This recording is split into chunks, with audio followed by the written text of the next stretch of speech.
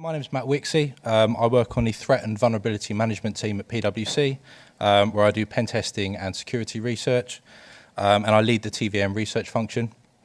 I've been at PwC for about 10 months. Before that, I worked in the Metropolitan Police, leading a technical research and development team in a specialist operations department. So not quite gamekeeper turned poacher, but almost. So I'm going to talk about sandboxes today. Now, sandboxes is a term that gets kind of thrown around a lot in security. Lots of different types. It means different things to different people. I'm specifically going to be talking about virtualized sandboxes, so virtualized environments, and antivirus emulators. So a lot of us will be familiar with what a sandbox does and what it's for. Essentially, it detonates untrusted code in a kind of restricted or an isolated environment in order to protect a host system. And it might be used in conjunction with mail filters to kind of protect an organization from external attacks coming in. It might be part of host-based solutions to protect users when they download files or open email attachments, and used for malware analysis as well. So you kind of detonate malware in a sandbox. And it can be quite bad news for pen testers and red teamers. So it runs code. It might place hooks on certain API system calls, and it might monitor actions that the executable tries to perform. So read and writes to the registry, creation of files and modification of files, remote connections going out over a network, suspicious strings in the malware, and any kind of evasion or detection activity that malware tries to do. And crucially with sandboxes, if a file is created or modified, that modification is usually not visible to applications outside of the sandbox and might not be saved when the sandbox terminates either. So the impact on red teamers and pen testers in kind of order of severity is that the domains that we use for sending out emails and for command and control get blacklisted. The malware might get detected and blocked. The malware then might get disassembled even or reverse engineered. And kind of the worst case scenario would be antivirus vendors get signatures of our malware. So one of the possible solutions to this is that sandboxes sometimes, not always, but sometimes do quite a poor job at emulating genuine machines. And there are all sorts of problems historically that sandboxes and antivirus emulators have had with doing this. So CPU red pills is a good example. When a sandbox or an emulator tries to emulate particular instructions in an assembly language set, it might react differently to a genuine machine. So a good example of that would be there was an antivirus engine a few years ago that if you tried to read the control register, which should be a privileged instruction at ring 0, if you tried to do that in the emulator, that instruction would succeed, and it shouldn't succeed. It should cause an exception. Network emulation. So sandboxes might deny all access to remote networks or simulate access to remote networks but not do it particularly well. Failing to correctly emulate hardware, so kind of attached peripheral devices. Less memory in smaller drives, so fewer processors, fewer amounts of RAM. Environmental artifacts, so things like usernames and particular kind of folders and drives on an emulated machine. And a really common way that's been used specifically to bypass sandboxes has been to delay execution, and I'll come on to that a bit later. So here's an example of the kind of arms race between sandbox developers and malware developers. So malware developers kind of quite a long time ago figured out that sandboxes have only got a limited amount of system resources to dedicate to analyzing malware or to kind of emulating malware, producing an emulated environment. So malware developers introduced sleep calls, so really simple kind of calls to a sleep function in a native API to try and wait out the sandbox for a particular amount of time before doing anything. Sandboxes then started to forge system time or to manipulate tick count so that the malware would kind of be tricked into thinking that more time had passed than it actually had. Malware developers then introduced acceleration detection routines in their malware. So I'll show you an example of this a bit later, but taking time measurements before and after a call to a sleep function to try and work out how much time had actually passed. Sandbox developers then moved on to something called multipath exploration, where you execute both branches or more than one possible branch of code rather than just taking one branch through. And what malware started to do recently is to use kind of different reactions depending on the kind of information that's sent to server side. So if a malware is looking for kind of acceleration detection, that might be done predominantly on the server side rather than on the host. And depending on the result, it might send back a different set of encryption keys or decryption keys to decrypt the malware and then run it. So there's various types of evasion for sandboxes. Some of the main categories are virtualization based, so quite vendor specific ones, looking particularly at virtual machines. So VirtualBox and VMware, for instance, have got quite specific registry entries that you can search for. You can search for process names, DLLs that have been loaded, that kind of thing. Human interaction is quite a big one that's been quite prominent the last few years. So looking at the number of clicks that have occurred from the start of execution to a certain point. There's even been malware that has kind of measured how much someone has scrolled the mouse over a certain period of time. Environment, so again, kind of network. Does the malware have network connectivity? And if so, is it genuine? So a good example of that would be a piece of malware a couple of years ago would repeatedly try and access google.com in a loop to check whether it had an internet connection. There's nothing kind of particularly sophisticated about that, but the malware would read the response that was sent back by the server to check for a particular bit of HTML in the response. So if you were using kind of fake DNS or something like that, it wouldn't necessarily return the right result. Configuration, so file size and volume serial numbers, and then again CPU red pills. So I was given the task of creating a suite of checks to try and detect sandboxes to kind of plug into our red team custom malware. It was written in C++. The kind of specs were it had to be as lightweight as possible, so no third-party libraries, and as vendor independent as possible. So I wasn't looking for kind of particular giveaways by particular sandbox vendors, but looking for kind of generic giveaways. And of these checks in this suite of checks, they should all be have kind of a weighted score and return a total score. And any bypasses that came about specifically to escape sandboxes was a bonus. So it's quite hard to get hold of enterprise grade sandboxes. You can't just kind of say, I'd like a copy to try and hack it, please. Anyone who kind of follows on Twitter will know about his experiences with Bromium, trying to get hold of a demo copy of that. They basically refused him a copy, and then when he eventually got one, he found like 5 exploits in 5 days. So the scope was for about 3 months. It had to be kind of focused on Windows only, and there were several outputs that came out of it, so this presentation being one, and a compiled executable being another. So there's been a lot of research previously on detecting and bypassing sandboxes. You might be familiar with some of the tools mentioned here. So PA-Fish, Paranoid Fish, is a tool that attempts to detect sandboxed environments and virtual machines. Similarly, VMbuster, although that's specifically virtual machines. Invisible is another one. Been lots of talks at Black Hat about sandboxes. AV Leak last year was particularly interesting. So that one attempts to specifically fingerprint antivirus engines. And there's been lots of examples of malware that have used sandbox evasion tactics. So Evil Bunny is quite a sophisticated one. So Evil Bunny used Windows management instrumentation to check for installed firewall and antivirus products. It looked for certain CPU red pills as well. And it also had that kind of acceleration detection check. So SandGrox has got 111 functions altogether, split into these various categories that I'm going to go through. And the name of it, SandGrox, combines my love of kind of really awful wordplay with my love of obscure slang. So to grok something means you kind of understand it. People said my English degree would be a waste of time, and they were right. So SandGrox combines 40 known techniques, so publicly available techniques that are open source on various kind of blogs and articles, and 71 new checks. They're new as far as I know.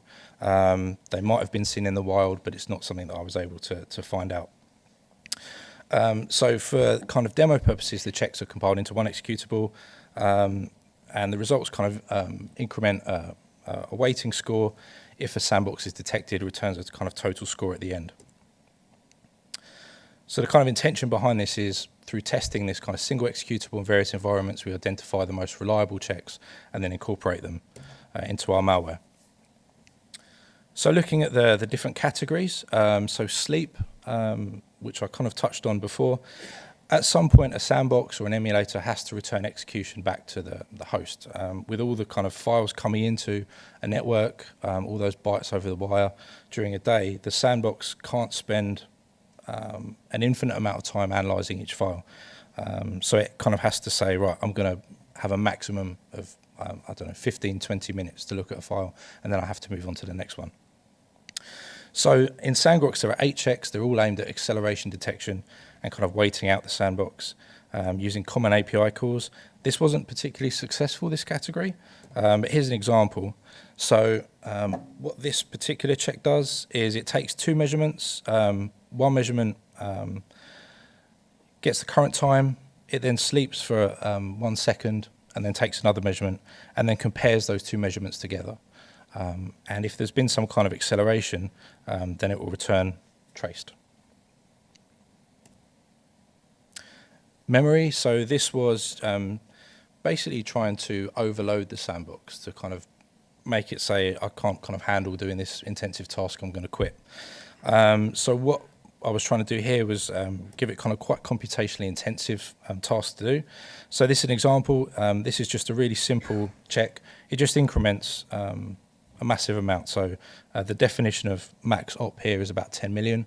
So it's just running through that, incrementing an integer.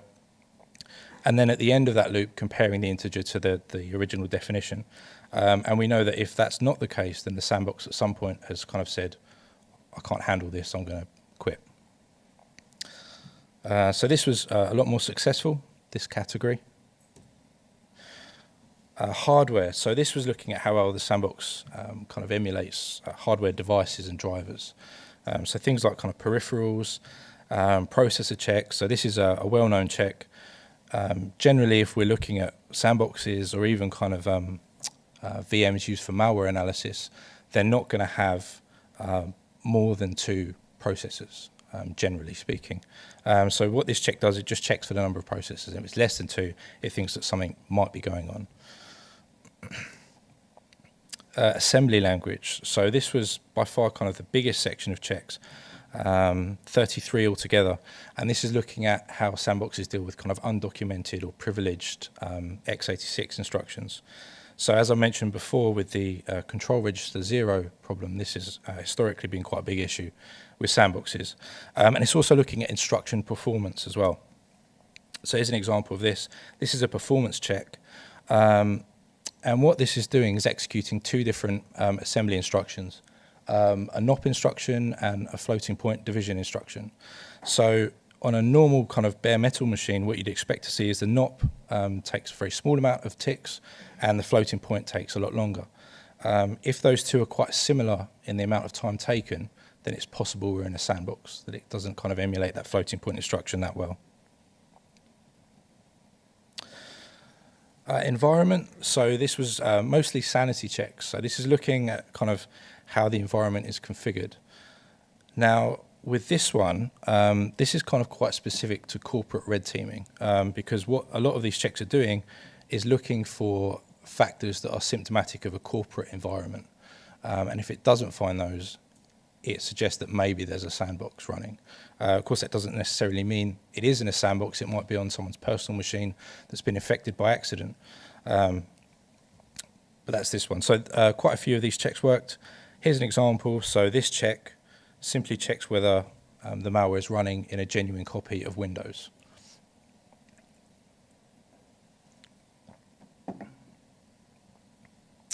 And then file system. So this is 12 checks. Looking at how well the sandbox kind of deals with files, creating files, modifying files, and then also enumerating directories.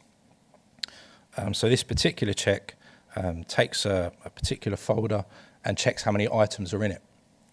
So I've used documents in this case, but it could be kind of any folder you specify.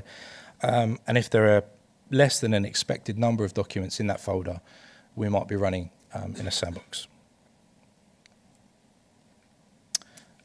And then lastly, network. So this was 10 checks looking at how sandboxes kind of emulate network requests. So sandboxes have kind of 3 options when it comes to networking. They can block it completely, which is fairly easy for a sandbox to detect. They can try and emulate it, so to serve up kind of fake HTML pages, or to kind of tell the malware that a response was successful even when it wasn't. Or they can allow network connectivity in kind of an attempt to bait the malware into then performing a second stage, so downloading a dropper or performing some other kind of action. So this is an example of a network check. So this particular check just tries to go to a known non-existent site. So in this case is HTTP, this does definitely not exist.com. And if that request is successful, then something has really gone wrong, and we're almost definitely in a sandbox. Okay, so I will show you a quick video demo. So this is SandGrox running on a bare metal machine.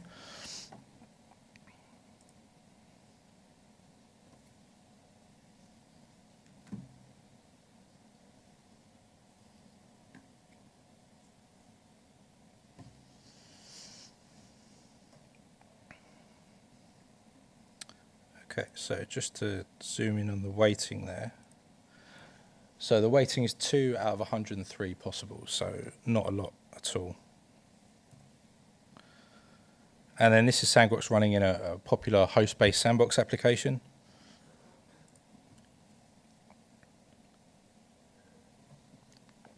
So you can immediately see it picks up a lot more positives. The reds indicate that a sandbox has been detected. And if I can get there, 24 out of 103, so a lot higher for that one. So to date, this has been tested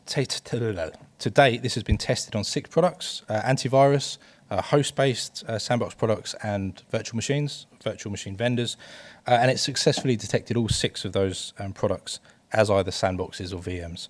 So you've got the bare metal on the left, and then moving across, you can see with the sandboxes, it's between kind of 20 and 28% positive, and then even higher for the virtual machines. So I then started looking at bypasses. So there were 6 functions in SandGrox to do with kind of trying to bypass a sandbox, mostly to do with delaying execution, so trying to wait out the sandbox. And I'll show you a new method for delaying execution. It's new as far as I know, which I've then further developed as a packer for malware. So it's to do with Timelock puzzles. Is anyone familiar with Timelock puzzles? Heard of them before? No?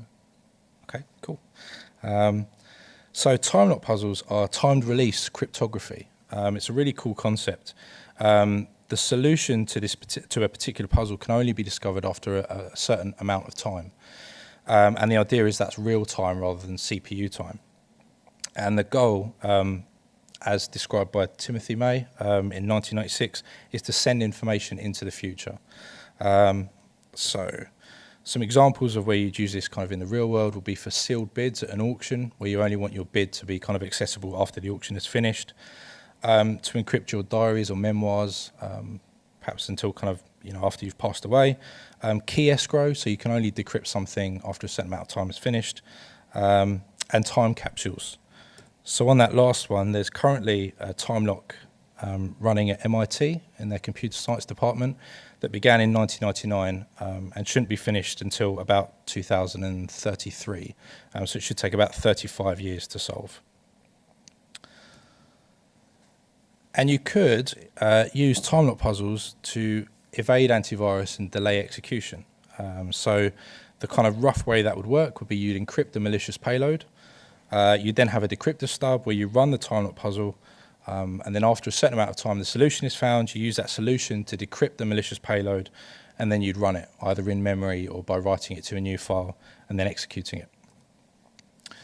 So this has been explored before, but predominantly kind of only proof of concept. So as far back as 1998, the idea 6155 virus, that was brute forcing RSA keys. There's been a paper published, anti-emulation through Timelock puzzles in 2008. Again, that was proof of concept only. And then the Crypt packer a few years ago did a similar thing. So it's mostly about brute forcing decryption keys. So my version of this, which with my kind of customary modesty I've called Wixlock, uses proof of work as a pseudo Timelock puzzle, specifically Bitcoin's implementation of proof of work. Do we have any Bitcoin miners in the room?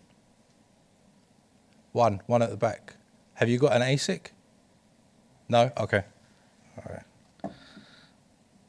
Okay, so in my last role, one of my areas of expertise in kind of quite heavily inverted commas was cryptocurrency, specifically Bitcoin. And the way it came about was in January 2013, my then boss asked me to write a short paper on it, on kind of how criminals use Bitcoin. And then he didn't hear from me from 7 months, and then I gave him a 280-page report that went into kind of Bitcoin's mechanics and its roots in cypherpunk culture, its mathematical properties, and its kind of societal and economic implications. And then to this day, I'm not sure if anyone's actually read that report. I've seen it being used as a doorstop and a monitor stand. Never seen anyone reading it. And my kind of punishment for doing that report was to spend the next 2 years kind of doing presentations on Bitcoin, giving advice on Bitcoin, writing software for Bitcoin, and sitting in meetings. But I did make some money from Bitcoin, which was quite nice. Really interesting conversation with HMRC about that one, which basically ended in them asking me, what's a Bitcoin? So my current job doesn't involve Bitcoin at all. And ironically, I'm kind of now talking about it voluntarily. And the reason I'm talking about it is superficially, Bitcoin mining is a Timelock puzzle. It's not strictly speaking, but it has the same kind of effect. So Bitcoin mining is based on a concept called proof of work, which originated with a guy called Adam Back, who was a cypherpunk in 1997, and he wrote a tool called Hashcash. And Hashcash didn't actually have anything to do with money at all. It was a way to put off email spammers. And the idea behind it was that anyone who wanted to send you an email would have to compute a trivial hash collision, a partial hash collision. It was only kind of about 4 or 5 bits. So at that time, it took about kind of 5-6 seconds, something like that. And they would then put a field in the email header that proved they'd done that work, hence proof of work. And then on receiving emails, you could then check your incoming emails for the presence of that field in the header and decide whether or not you wanted to keep it. But anyone who had that field, you could send their email straight to your inbox, and anything else could go to your spam filter. Because 5 to 6 seconds is not a big deal if you're sending a genuine email, but it kind of throws out your whole business model if you're a spammer. So what happens with Bitcoin mining is that at set intervals, miners will download a list of recent transactions, and that list will become the next block in the blockchain. And they take a load of different data and various inputs, and they do a double SHA-256 hash. And what they're aiming to generate is a hash where a substring is equal to a substring of a target hash value.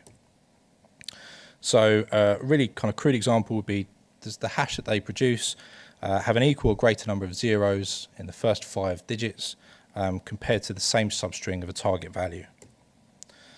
So the actual inputs they're hashing is a hash of the previous block, a timestamp, a random number, nonce, another hash, and some other data. And they'll increment the nonce if they don't get a successful result. So an example would be, this is your target. You've got the target substring here, which would be 3 zeros at the start of the hash value. And you hash all this stuff with nonce 1. You don't get a good result, so you increment the nonce again until finally you get the result you're looking for. That hash is then accepted. And that 3 would then be called the winning nonce. You can reuse nonces in Bitcoin, so the timestamps can be changed. You can change other fields that you're hashing, so you can reuse nonces. And miners will just keep doing this until they find a winning nonce, until they've exhausted all possibilities. So in Bitcoin, the actual target is a 256-bit number, which is massive, and the substring is quite large as well. So when Bitcoin first came out, you could mine Bitcoin at home with an ordinary CPU. If you tried to do that now, it'd take you thousands, if not kind of tens or hundreds of thousands of years to do it. And that's why Bitcoin's got mining pools and application-specific integrated circuits as well. So on the top left, this is GPUs, mining with GPUs. This is kind of about 2010, 2011. Then a year or so later, you had field programmable gate arrays, which are a lot more efficient. And then finally on the right, you've got what people are using now, ASICs, application-specific integrated circuits. And this is hardware that's been designed specifically and only to do Bitcoin mining. So in terms of it being a time-lock puzzle, finding that winning hash value should take 10 minutes on average. If it takes kind of more or less than that, the Bitcoin protocol actually self-adjusts and makes the difficulty kind of harder or easier depending on how long it's taken over the last 2 weeks. So it's not really a time-lock puzzle. It kind of is in that it takes roughly the same amount of time, but the difference is that multiple nonces will give you a correct solution. So if I go back to here, there are multiple nonces other than 3 that would give you that substring of kind of 3 zeros at the start. So it's actually more like a lottery. Every time you perform that hash, you've got the same probability of finding a winning hash value, albeit that's an incredibly small probability. So you don't logically have to start at 0, but most people do just out of convention. So bring it back to sandboxes. So proof of work for sandboxes. So when you find a winning nonce, assuming you're kind of using the Bitcoin mining algorithm in your malware, use the resulting full hash as an encryption key and encrypt the payload. Add the encrypted bytes as a resource to a stub. And then when the stub runs, do the same thing with the same inputs, perform the same hashing function. And as long as everything's the same hash will be generated. The only thing that's kind of hard-coded into the malware is the target value, the substring, but the actual hash that ends up encrypting and decrypting the malware isn't known. And the sandbox doesn't have a choice. It has to wait for that to finish. And the cool thing about this is that sandboxes can try nonces in sequence. They can start at 0. They could do random numbers. They could start off at massive numbers. It doesn't matter because each nonce is equally likely to win. And there are multiple nonces which will win, crucially. So what that means is a sandbox might find a nonce or lots of nonces which satisfy the substring check, i.e. which give you kind of, say, 7 zeros at the start of a hash value, but there's only one nonce which does that and will successfully decrypt the encrypted payload. And then you could customize that. So the easiest way to change the kind of time that the sandbox has to wait is to change the length of the substring. So the longer the substring, the longer it will take because you're looking for a partial hash collision. And you can use random nonces rather than incrementing. So you could, as long as you've got the same seed on the encryption and the decryption, you'll have the same sequence of random numbers. So there's only one downside really, is that when you're preparing the payload and encrypting it, you have to wait for the same amount of time that the sandbox, the kind of decryption stub will take. But as I mentioned, my degree was in English Lit and I worked in the police, so I'm really comfortable with long periods of doing nothing. So once the winning hash has been found, decrypt the payload to a byte array and then use the run PE method to inject the bytes into a suspended process. So run PE, also known as process hollowing, is just a way to kind of get malicious bytes into a suspended process. So what you do is start a new process in a suspended state, something like Notepad or something like that, deallocate the process memory, allocate memory for your new code, copy your new code into that allocated memory, do a bit of cleaning up, and then resume the process. And it will look like the original process is running, but actually it's your malicious code that's running. So I'm going to be really brave here and try a live demo. If it doesn't work, I've got a video to fall back on. What I'm going to do is use an MSFenum calc payload, so it just pops up calc. I'm going to encrypt that. It's a really short substring, so it'll take about 30 seconds. I'm going to add those encrypted bytes to a decryption stub. And then I'm going to scan both of the resulting files, so the original MSFenum payload and the new decryption stub. And then I'll run the stub and show you it working. So here we go. So this is the MSFenum payload, the calc, so it just pops up calc there. So I'm going to encrypt this now. So what this is doing is taking a string, a random number, and it's just brute forcing until it finds a certain substring and a hash value.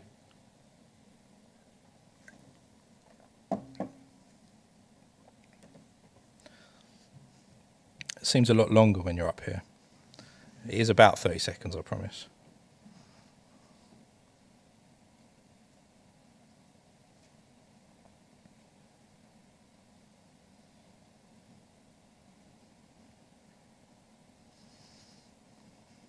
Okay, so this is the winning hash. So this is actually 4 zeros at the start. This is going to be used to encrypt the malicious bytes.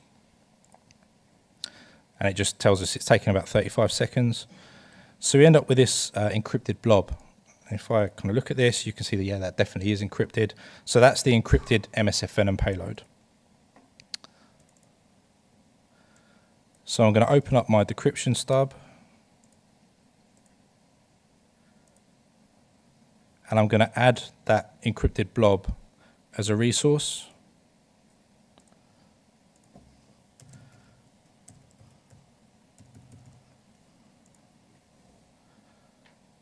And then I'm going to save that as a new executable.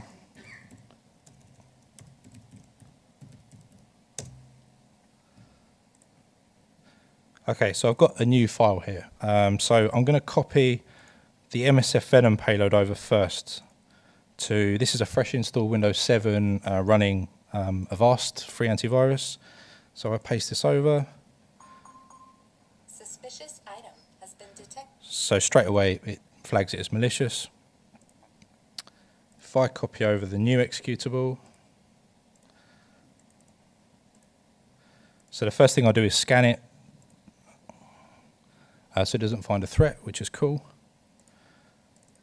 And I'm then going to run this.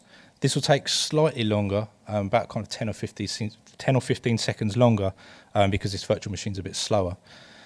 But it's basically doing the same thing in reverse. So it's just trying to find that partial hash collision again of 4 zeros at the start of a hash.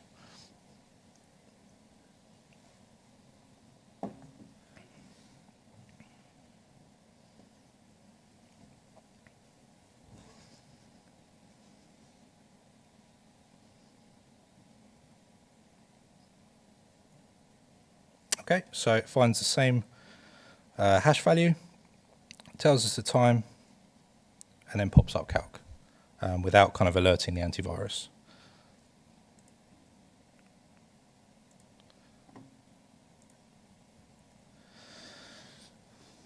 So yeah, as we expected, the kind of original MSFenum payload is detected because it's signatured, it's known. Interestingly, the first time I ran that executable on that system, it potentially recognized it as a decryption stub and said, there's something not quite right with this file. And you can see at the bottom, hopefully you can see, it says we're going to run a quick 15-second scan to see if we can identify any malware. And of course, because of the delayed execution, that resulted in no problems being found. So in terms of countermeasures, you could buy an ASIC, although actually that wouldn't work because commercial ASICs are hardwired to do a double SHA-256 hash of various inputs. And they're one-time programmable, so you can't actually repurpose them. You'd have to kind of create one from scratch. And then as the attacker, you could just use a different hashing algorithm anyway, or combine different hashing algorithms. We don't really care, as long as it still waits out the sandbox. So in terms of further research, there will be some kind of more detailed output about this at some point, either in the form of a white paper or a blog article. SandGrox is going to be tested against more products, hopefully some kind of enterprise-grade products as well. With the Timelock, there's extra things I could do with that. So I could combine the Timelock function with acceleration detection checks. So I could kind of have a benchmark of how long I'd expect that to take based on kind of my machine. And if it takes significantly less than that, it's possible that something might have happened. So I can kind of corrupt the result. I do at some point want to look at vendor-specific bypasses as well for particular products. And then other options for malware upon sandbox detection. So the stuff I've done so far, if the malware detects a sandbox, it just kind of terminates. It doesn't do anything, it just returns a score. But there's other things you could do, so you could kind of behave differently depending on the result you get from various checks. So to sum up, a lot of sandboxes still often don't really emulate genuine machines that well. Some are much better than others.